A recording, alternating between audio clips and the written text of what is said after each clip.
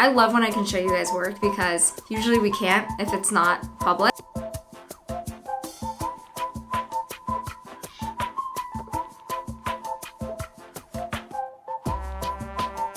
So I did a lot this morning. I worked out.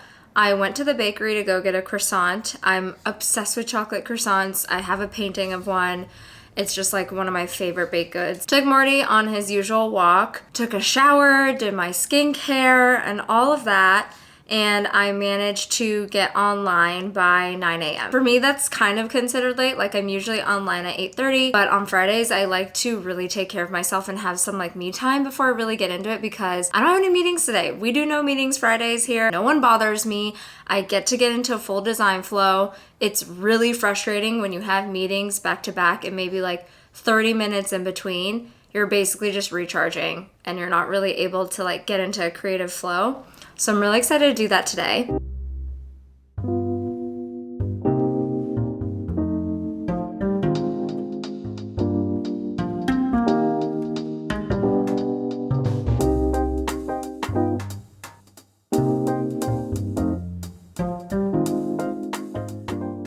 One of the first things I'm doing this morning is actually making some improvements to a design that has already shipped. We went fully live with this feature, I want to say a couple days ago, and we've been already getting a lot of feedback. I want to say over like, actually, let me see.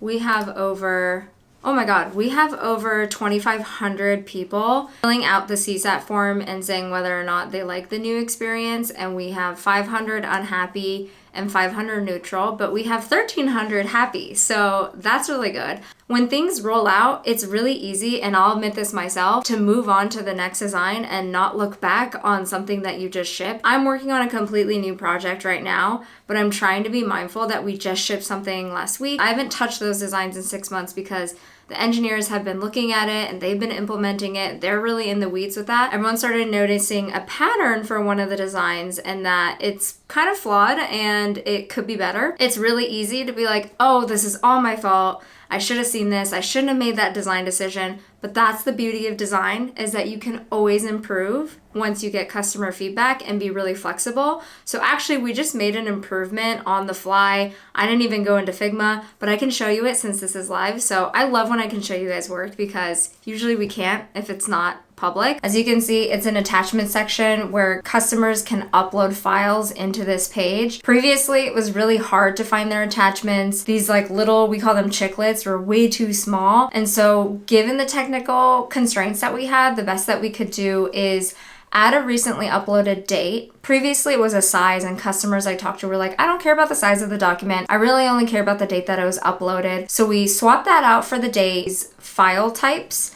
Initially, there were these like small image snapshots, but it was so tiny that users didn't find them helpful. Days later, we started seeing a theme of people saying, now I can't read the name, I can't see anything, it's shorter now, or I don't like it. And initially I was like, oh my God, this is all my fault. And I always remember that's why things are really iterative and fluid. And so one idea I proposed to the team was, why not stack this date under the name? So this is the improved design. This is just a screenshot, but we have, I didn't design this out. And that's the beauty too of getting feedback, is engineers can kind of whip it up. So we put the date under the naming now. So now you can see the full name. And then we found that by stacking the date vertically, it opened us up to be able to make this icon larger. I think it doubled in pixels. And so I said, well, then let's bring back that preview, because now it's big enough for it to be useful. So now we have previews of images, previews of files.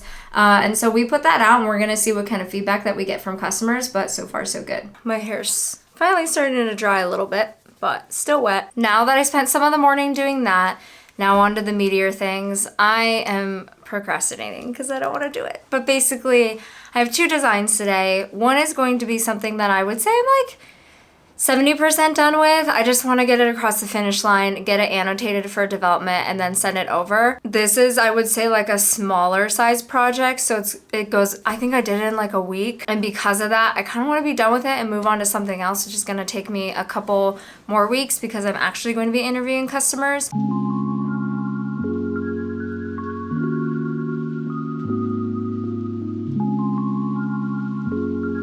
The tough part is once you're done with designs and you're like, okay, I'm ready, I'm done, the feedback could take months. And so I would say that's like the biggest chunk of when people say, how long did it take you to do a project? That's probably the bulk of it, is waiting for people to get feedback. And there's a lot of opinions. Just be prepared that there is no right or wrong answer from anyone. You just have to have a really strong point of view. Basically, all I have left is a fail state for content, which I'm procrastinating on doing, and then an explicit call out that this is AI. The rest I think is for products, so I think I can move on. Bye.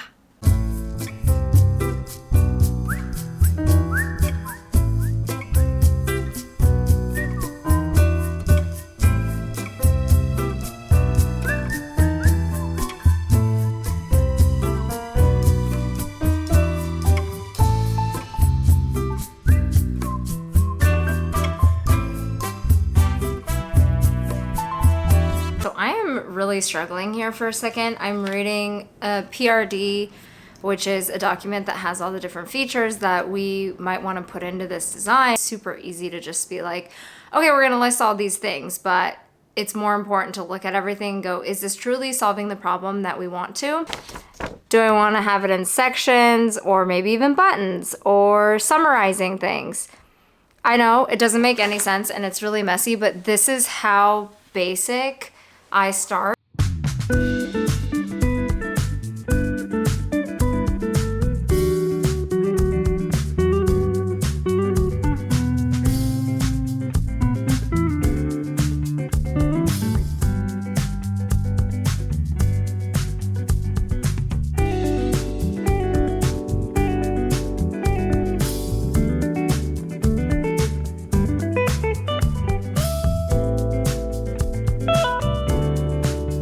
I'm working on pulling competitors from various different places to help me get inspired for like UI purposes, or maybe even new features if I come across something that could be cool. I don't have a specific place I go to get all of these in like a one-stop shop. I honestly just think about everything that I use and see if there's something in there that could be used in this new design. All these places from like Behance to Dribbled, so these are completely fictional. They're not real competitors. They're not real products. But you can see here, I'm like, oh, I really like how they laid out like a graph here. Or I really like how they have this pie chart. So I'm gonna work on that and then continue to look at the document of features that we wanna put in for MVP. I'm in such a deep design flow and I really wanna stay and keep working, but Morty smells so freaking bad that he needs to go get a bath. So I'm gonna drop him off, come back, and then go pick him up, and you know the deal.